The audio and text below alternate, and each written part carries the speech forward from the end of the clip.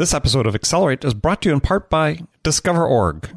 Looking to close 4 times as many deals in half the time? Discover.org's industry-leading, human-verified sales intelligence gives you all of the data and insights, like direct dials, org charts, planned projects, verified emails, and executive moves, you need to stop wasting time on research and spend more time talking to the right decision-maker with the right message at the right time. Their team of 250-plus sales researchers do all the work so that you don't have to. 2,500 companies are already using Discover.org to win more deals. So check them out at www.discoverorg.com. That's www.discoverorg.com.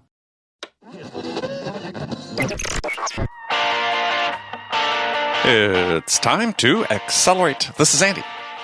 Welcome to episode 616 of Accelerate, the sales podcast of record. And Happy New Year to everyone. This is the first episode of Accelerate in 2018. I hope everyone is excited about 2018 as I am. I know I'm looking forward to meeting a ton of interesting new people. I mean, learning everything I can from the fascinating and thoughtful people that join me on this show, as well as serving my clients and my members with valuable new services. Yeah, we're going to have lots of interesting introductions this year, if you will. So we'll keep you apprised of those as the year goes by. And looking forward as well to some of the usual adventures that on the personal front that I take with my wife, family. We've got some big trips planned. So exciting year coming up. All right, so down to business. Joining me today on Accelerate for the first episode of 2018 is my guest, Daniel McGinn. Daniel's the author of an interesting book titled Psyched Up, How the Science of Mental Preparation Can Help You Succeed. And the question is, how do you psych yourself up for a big sales call or an important face-to-face meeting with a key stakeholder at a big prospect? I mean, we've all have our rituals that we use. Well, in his book, Psyched, Dan McGinn has researched these rituals that we all use and found that actually many are useless or counterproductive in helping us prepare, even though we think they are helping us. But there are some rules and some things I found in research, that rituals that can definitely help you mentally prepare for that big meeting or big conversation. And we're going to jump into all of that today. So make sure you stick around. If you'd like to see show notes for this episode, go to andypaul.com/616. Now, before I get into it with Dan, let me remind you that today's show is brought to you by our friends at Discover.org.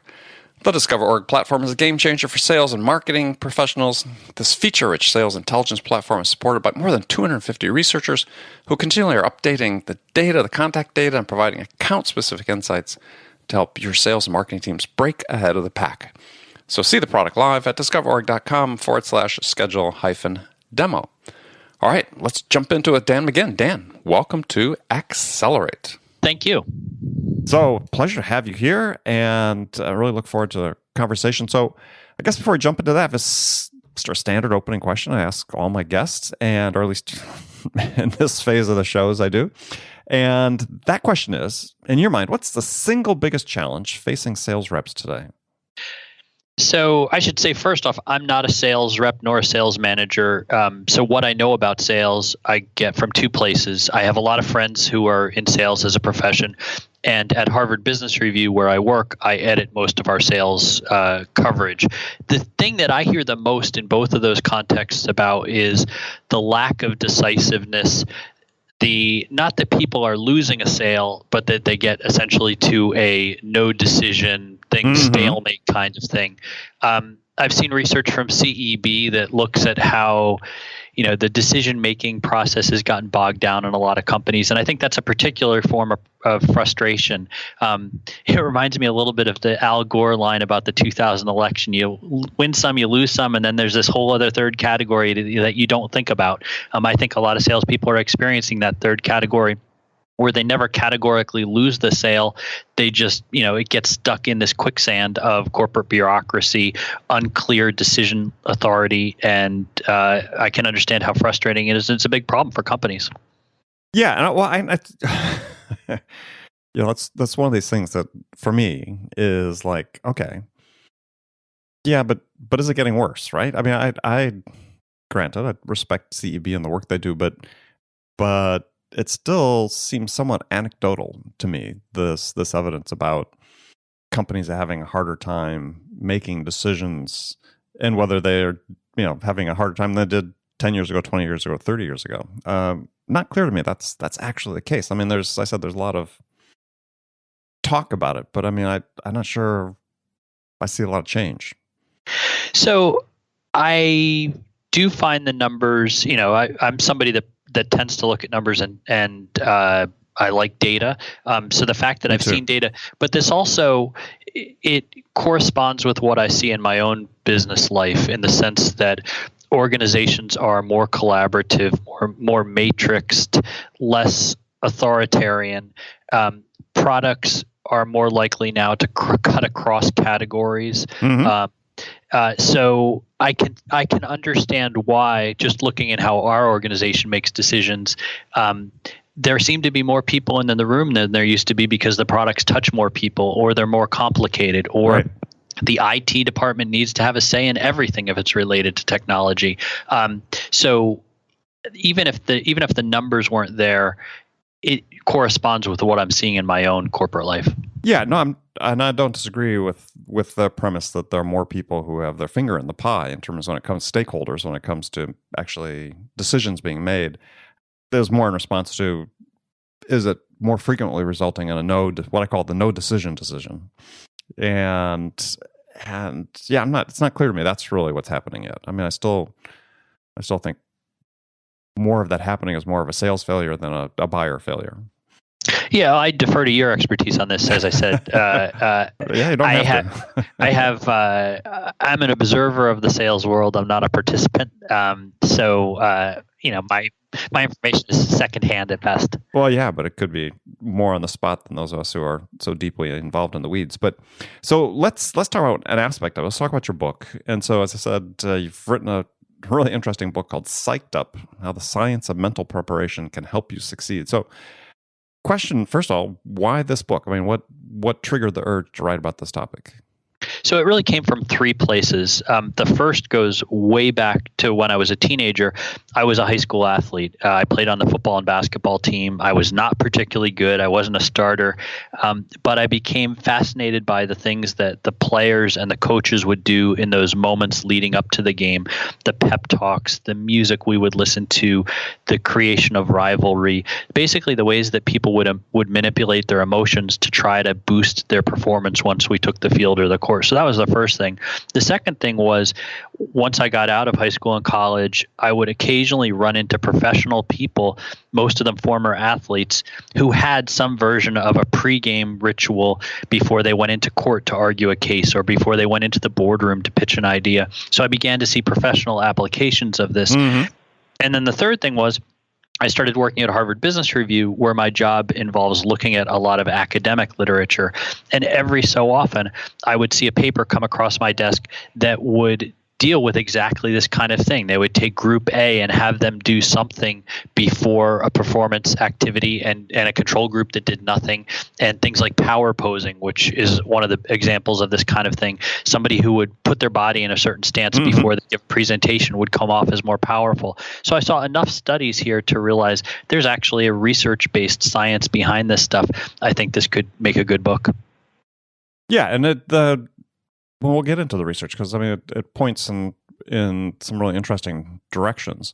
But I think that's one thing that's sort of interesting. You get into the book is this mental image of psyched up. Oftentimes, we equate it with sports, right? It's football players jumping up and down in a huddle, before running on the field, or I remember my freshman year in college, I lived next door to a guy who was on the varsity football team, and he would spend the night before a game literally banging his head against the wall because one of his teammates was on a room the opposite side of him, on the other side of him, banging his head on the wall, yelling at him, "Get psyched up!" Boom, boom. And I thought, now we're thinking about really getting psyched up and getting the mental preparation. You said these rituals, which is oftentimes sort of about calming and becoming centered, less about the sort of frenzied emotional state. Yeah, when I began the reporting I had a very simplistic view of what it meant to get psyched up, and it was one that was drawn from athletics. I tended to think of getting psyched up as sort of like a light switch. You would turn it on, and a lot of what turning it on meant was you would begin to feel that adrenaline in your body that would kind of amp you up and bring you into this sort of highly energized state. And clearly, if you think about sports, that's a valid metaphor. Once you actually read the research, though, I became much less focused on adrenaline and a lot more focused on emotions. And I began to think not of a light switch that you would turn on and off, but more like a set of stereo dials that you would try to tune. And the three dials I think about most are anxiety. In most cases, you probably want to try to crank your anxiety down if that's possible. The second one is confidence. Generally, the more confident you are before you perform, the better you're going to do. So you try to find ways to crank that up. And then your energy level. If you're pitching to a room of 3 people, that's a lot different than pitching to a room of 300 people.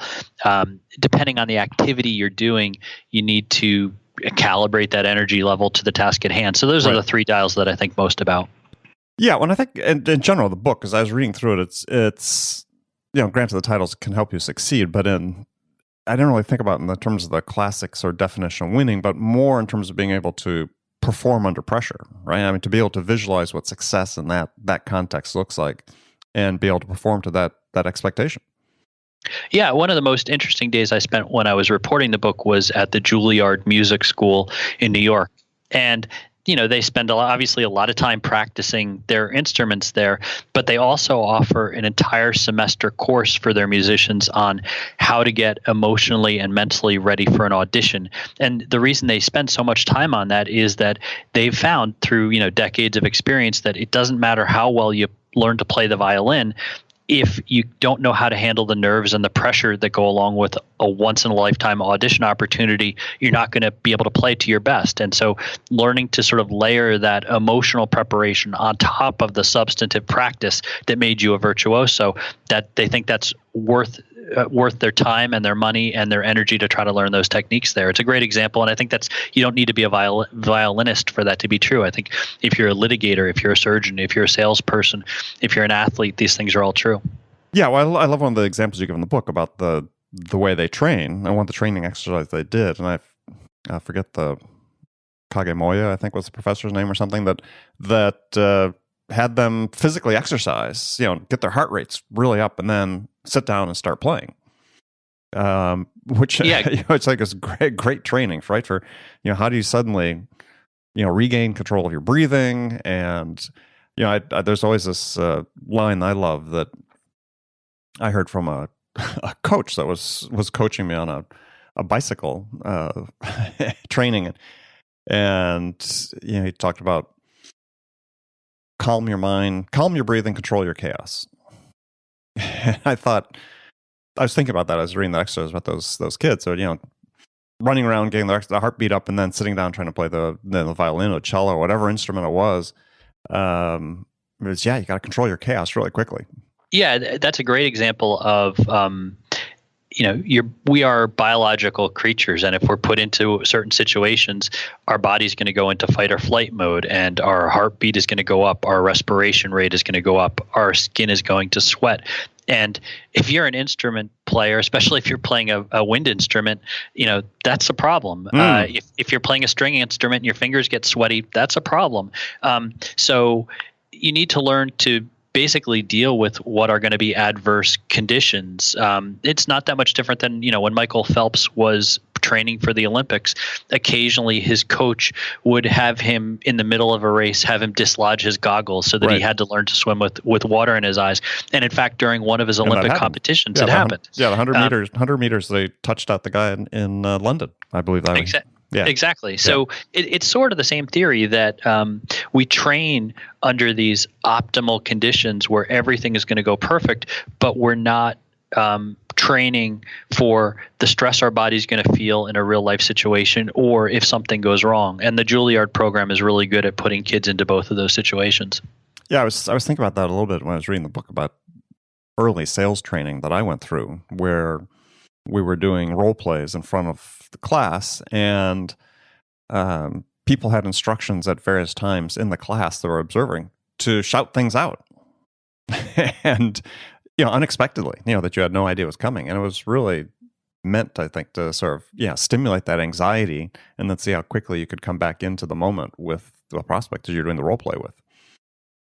Yeah, I didn't necessarily have sales in mind when I was writing this book, but as soon as the book came out, I began to hear from companies where the sales manager was having the whole team read it, because there's something about this idea that we can substantively make sure as salespeople that we know our product, that we know how to counter objections, how to answer questions, how to listen empathetically, do all the things that salespeople in the modern economy are trained to do, but that if we go into the meeting and we don't feel confident enough, or we're a little bit on the anxious side, our chances of success are going to be diminished a bit. And that sort of tweaking our emotions, especially in those moments right before you go into the room, can be, the make or break, the thing that makes a difference. And it's one thing to say, okay, be more confident. It's another to say, okay, here are 5 things you can do in those moments before your presentation that can help you be more confident. Yeah, I mean, there was the example you gave up actually in the early part of the book with Dr. McLaughlin, the surgeon, that had his 5-part ritual that he went through.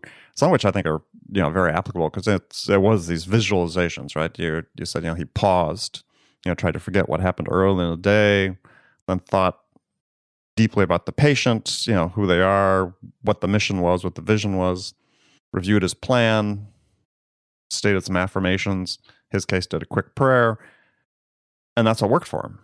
And I thought it was sort of interesting. You contrasted that with, maybe his colleagues who are checking their phones and so on beforehand. And it's like, yeah, I think I'd rather have the guy that spent a few minutes going through a ritual and mentally prepared themselves than was checking their email before setting it down and slicing me open. Yeah, he's thought very deeply about what he can do both in those moments before he operates and just in the environment of his surgical suite to make him feel just on top of his game all the time. One of the other unusual things he does is in his surgical tray, he's a neurosurgeon, he's operating on brains and spines. He keeps a set of instruments that was invented by his mentor. And those surgical instruments, I think they're called Janetta tools. They're kind of obsolete right now. People don't really use them anymore, but he keeps them there within his line of sight. He never really touches them, but they remind him visually that he was trained by one of the best neurosurgeons in America. He feels like this comforting presence as if the guy is almost in the room with him. Mm-hmm. It might sound a little bit odd or a little bit hokey, but there's actually research that physical objects can have this kind of meaning. I have a special keyboard that was used by Malcolm Gladwell, the nonfiction writer. Mm-hmm. I don't use it every day, but I write on it sometimes when I'm feeling especially pressured about an assignment. And it does help me feel more confident knowing that, one of the best writers in the world used this keyboard. I talked to a salesperson the other day who, before he makes an important phone call, he puts a crown on his head. And it was the crown he was given when he was voted the king of his senior prom. Right. And which is an odd thing to do, but it reminds him that he has the ability to connect with people and build rapport, and that he's just generally a likable person. And that's the emotion that he wants to feel before he gets on the sales call. Right. Well, as you said in the book, it's not weird if it works, right? Exactly. Yeah. And I think that's sort of one of the phrases that sticks out as you go through this book, is that science notwithstanding, I mean, some of the stuff, science may validate that it works, but as you said, we have no idea really why a lot of this stuff works.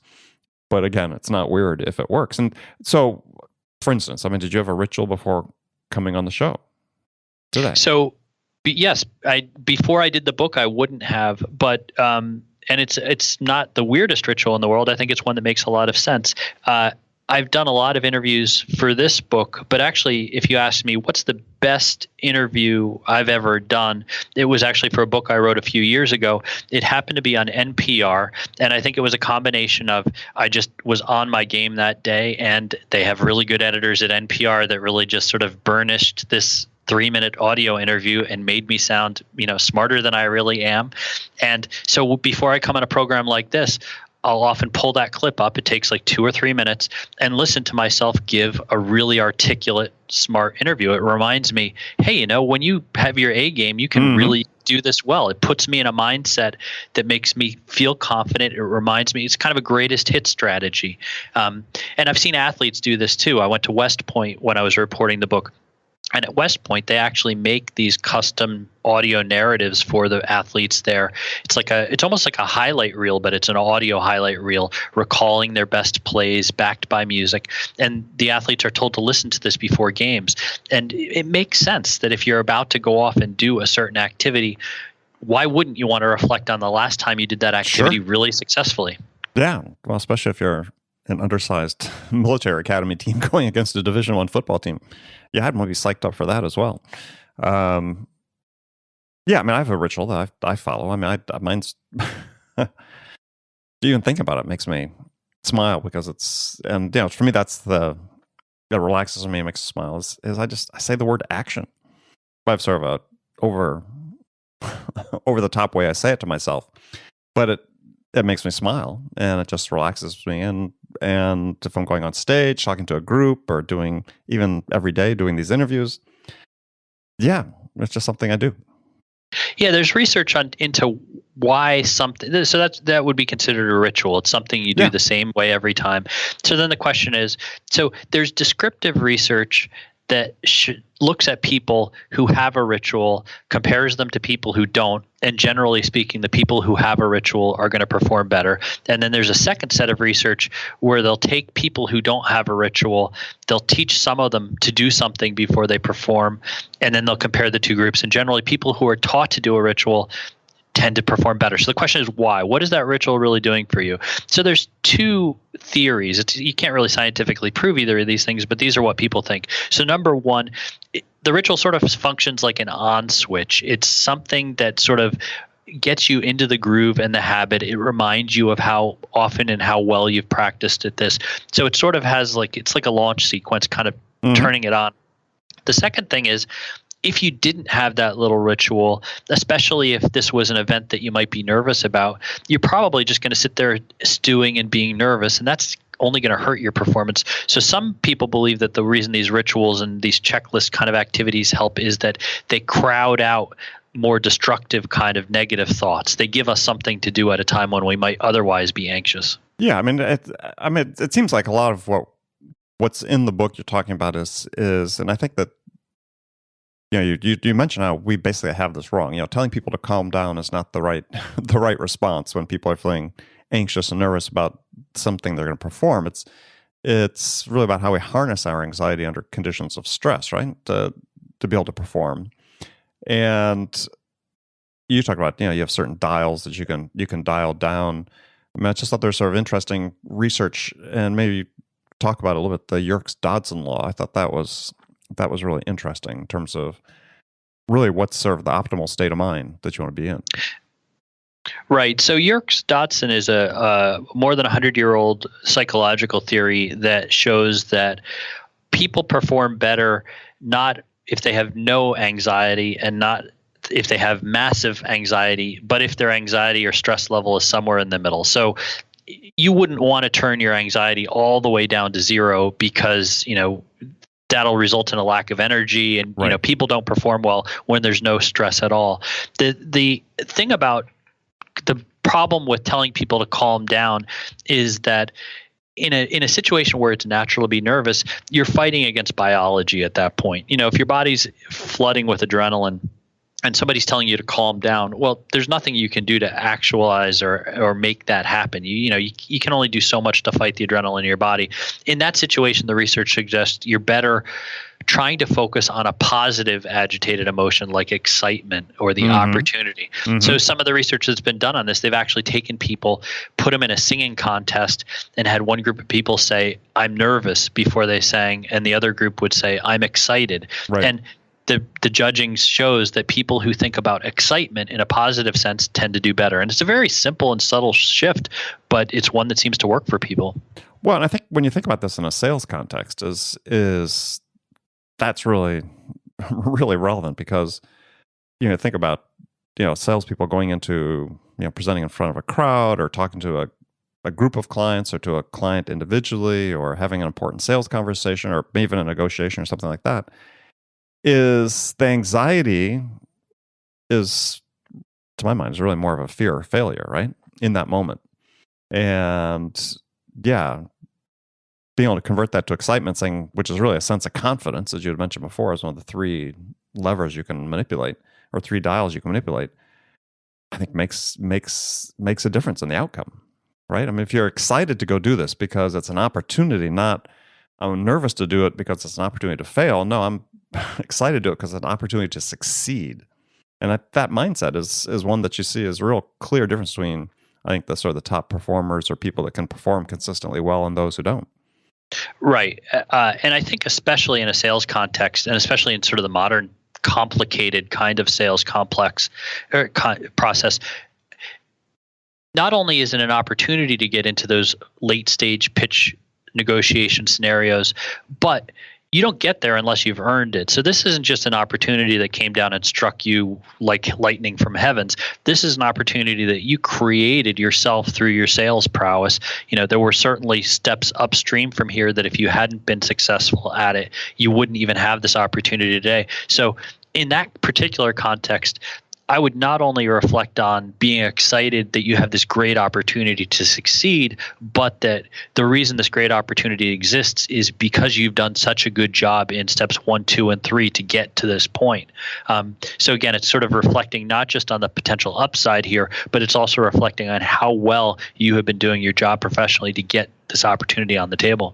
Yeah, I think in later stages, absolutely. But oftentimes sales, a good portion of it's at the beginning stages, right? Where you're trying to connect, you're trying to engage with another person, you're trying to, engage the emotions of the other person, right? So you can build up the trust that you need in order to make progress in building that relationship. And I think that, again, being excited at the opportunity is really essential. I mean, I remember, my early days, years and years ago, out physically making cold calls, 20, 30, 40, 50 cold calls a day, depending on the day. If you had high anxiety every time you were knocking on a door, it was going to be a very short stint doing that job. I mean, for me, it became, I had to look at it from not necessarily the glass half full, but it's just like, this is the one, right? This is the one that's going to be the one that I turn into a sale. And having that sort of optimism and confidence every time I went in. Yeah, I think, there's few professional kind of jobs that are going to be harder than a cold calling environment because of the repeated rejection that's inevitable. And that's the kind of environment where, finding ways to tweak your emotions to try to be relentlessly positive and optimistic is going to really help someone. And some of the tools are, fairly simple. So music can be a great motivational and energizing device. So, not necessarily in a cold calling environment, but, people who are driving to their sales call, you can listen to sports talk radio, you can listen to the news. But, I absolutely know salespeople who have playlists that they listen to on the way to their sales calls because they know that they need to be up and on their game, and that a good mix of songs that they've selected for themselves can tweak those emotional dials and put them in the state where they're going to succeed. Yeah, it's sort of through the first, let's say, 300 episodes of the show, I actually was asking that question of all the guests. And actually, surprisingly, 70s headbanging rock was the number one music choice overall. AC/DC was a huge favorite for psyching yourself up for a sales call. It's funny, for the book, I went and worked with Spotify, the online music company, and they'd never done any work on this before I called them, but they actually did a search and they looked for every playlist in their system that had variations of the phrase psyched up in it. And a lot of it was, the music you describe, AC/DC and Poison, and kind of like hard rock 80s anthem kind of music. Yeah. And I think some of that is demographic. There's research into what makes a certain song motivational. Part of it has to do just with the song itself in isolation, how the musical notes are put together, how the words sound. But a big piece of it is emotional context. And for many people, the songs that are most meaningful to them are from their teenage years. So, if you ask somebody what's on their Psych Up playlist, it could be any mix of songs, but oftentimes it will be songs that are around when they were 16 or 17 or 18 years old. Yeah. Well, I always used to laugh with my son when he was on a traveling soccer team. I think he was about 12 at the time, and on the way to games, he loved to listen to Foreigners, Hot Blooded. And it wasn't until I used to laugh at it because, as you said, the emotional context. wasn't until he was older that he understood it was about the band members and a groupie, but an underage groupie to bat. But that really got him in the mood. Everybody's song will be different. I met a woman while I was reporting the book, and I referred to her in the book. Her Get Psyched songs were the soundtrack from the musical Annie. Mm-hmm. She wanted to be very sort of happy and upbeat, and songs like The Sun Will Come Out Tomorrow, which is about as far away from AC/DC as you can get. That's what worked for her. And, again, there's no wrong choices here. If you want to put a crown in your head before you make your sales call, and I want to write on a computer keyboard that used to be used by a guy at the New Yorker, well, all three of those things are kind of weird, but if it works for us and it makes us think that we're more confident and more likely to perform well, then that's absolutely something we should learn to do. Yeah, The Sun Will Come Out Tomorrow. Yeah, some interpretation of that song is that it's much more wistful than outright confident. But I like the part about centering as a technique, and maybe just before the end of the show, we talk about that, because you have a process I think you took somewhat from another author, or cited another author. But the thing is that they're saying this is something you can do that would center yourself in 10 seconds or less. And I thought, okay, that's a very useful thing for people to know. Sure. Centering is one of the things they teach in that Juilliard program I mentioned. Mm-hmm. The guy who's done the most work on it is a sports psychologist named Don Green, and he has a book out on how to do it. My take on centering is, well, it's a series of breathing and thought exercises. I compare it a little bit to yoga in the sense that it's hard to understand how to do it if you just read about it in a book. You really need to sort of experience. Like, you need somebody to teach you how to do it. There are some decent videos on YouTube if you look under the word centering that you can sort of see how someone does it. It's the kind of thing where just text alone is going to be hard to really instruct people in it. But people who've learned to do it say that even in like a crowded backstage chaotic environment, 10, 15 seconds, they're able to really calm their body down and focus their thoughts. So it's like mindfulness. People who learn to do it really do swear by it. Yeah, well, I think that's the point I was going to make, is people that have practiced meditation, whether it's mindfulness meditation or Zen meditation or whatever form they've done, is that I've done some of that, and maybe not to the point where these people are more expert at, but where they find that they can actually sort of get to that place they go to when they're meditating and invoke it really quickly. And that whole centering process, leaves them feeling, centered. Yeah, far less anxious, maybe still excited and ready to perform.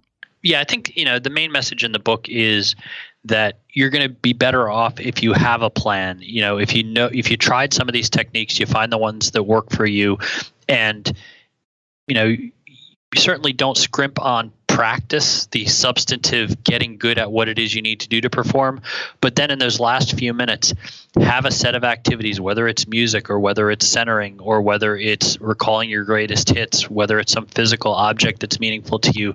Do something that's going to try to put your emotions in the state that make you more likely to go into the room and really perform the way you're capable of performing.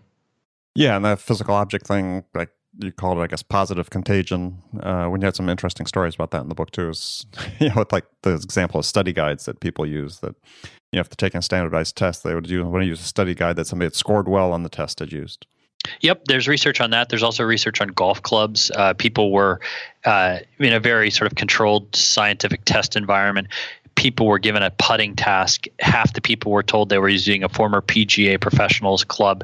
They putted about a third better than anybody else. There is this sense that if you're using an object that was used by a very experienced high performer in the past, that somehow it rubs off on you. So whether it's a computer keyboards, college students will have a lucky pen. These things can be meaningful to people. And, some people say it's the placebo effect, but the placebo effect, as lots of studies have shown, can be very powerful in medicine. That's right. It can works. be very powerful at work as well. Yeah. Well, good. All right. Well, Dan, thank you very much for joining us today. Tell folks how they can find out more about the book and connect with you. Sure. The book is called Psyched Up, How the Science of Mental Preparation Can Help You Succeed. It's available at online booksellers and physical bookstores. My Twitter is @Dan McGinn, and the website for the book is www.psychedupthebook.com. Excellent. Well, good. Well, again, thank you very much for joining us. And friends, thank you for spending this time with me today.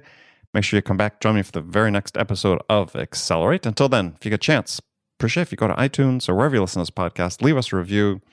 And we want to hear what we can do to make this a better experience for you. So thanks again for joining me. Until next time, this is Andy Paul. Good selling, everyone.